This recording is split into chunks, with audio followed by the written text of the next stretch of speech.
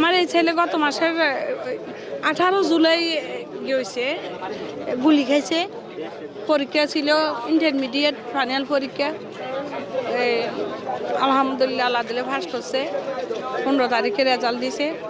আর এখন এ তো অসুস্থ, বেডের মধ্যে আছে। আমি বাসায় ছিলাম কালকে রাত্রে, এবার আমি ঘুমাইতে পারি না। এবার সকালে চলে আসি এখানে, আসার পরে দেখি যে কি হেরা এখানে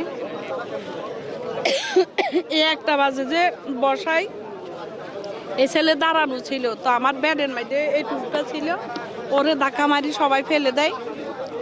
ও তো মধ্যে ব্যথা, আমি এটা নিতে টুলিয়েতে আনি বসাইছি।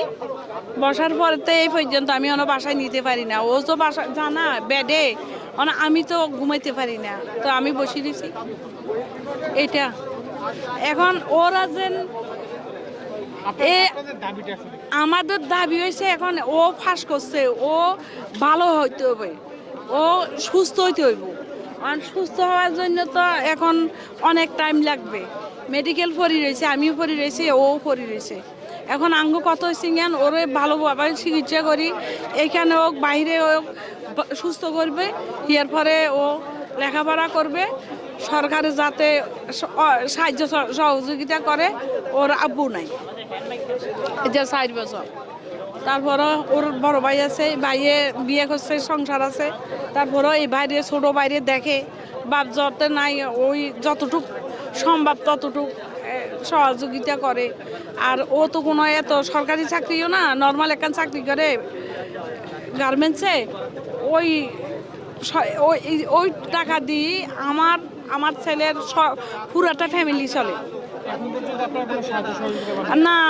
1 লক্ষ টাকা পাবো বলছি। ও 18 বছর ছিল না, যে এবার এর নামে অ্যাকাউন্টও নেই, আমার নামে আমি নমিনি দিয়ে আসিল। তো ওরা তো আরো 1 মাস আগে টাকা পাইছে, তো এখন এ টাকা এখনো আসে নাই, ও টাকা পাই নাই। আবার সাজিদ আলম আসছিল, তাও ওই টাকাও আমরা পাইনি এইখান থেকে। তো এখন আঙ্গর দাবি, ওর পড়ার খরচ চালাইতে হইব, ওর সুস্থ করতে হইব, সুচিকিৎসা চাই, এইটাই। আর এত বেশি দাবি জাঙ্গ অনেক আছে, কয়টা আর পালন করব। সবাই তো সবার যার গাড়ি আছে বাড়ি আছে, এত গাড়ির দরকার, যার গাড়ি আছে সেজন্য আরো প্লেনের দরকার। তো আমরা এরকম বলি না, আমরা সাধারণভাবে চলি।